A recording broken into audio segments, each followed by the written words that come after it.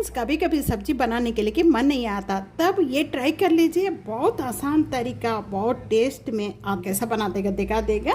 टमाटर सब्जी है, रोटी फुल्का चपाती चावल साथ खा सकता है। हाय फ्रेंड्स, टमाटर करी बनाने के लिए सबसे पहले पैन में 2 चम्मच ऑयल डाल दीजिए। तो जीरा, मस्टर्ड, रेड चिली, ये अच्छे से फ्राई होने के बाद करी पत्ता, थोड़ा सा लहसुन, अच्छे से फ्राई होने के बाद ऑनियन, मिर्ची, इसमें नमक डाल दीजिए। कलर आने के तक फ्राई कर लीजिए। उसके बाद टमाटर डाल दीजिए, 1 चम्मच हल्दी डाल दीजिए, रेड चिली पाउडर डाल दीजिए, लगा के 2-3 मिनट पका दीजिए। 3 मिनट होने के बाद अभी ढक्कन खोल दीजिए। ऐसे पकने के बाद 3/4 कप पानी, थोड़ा से पानी डाल दीजिए। अभी हाई फ्लेम में रख के पका दीजिए। आधा चम्मच धनिया पाउडर डाल दीजिए, धनिया पत्ता डाल दीजिए।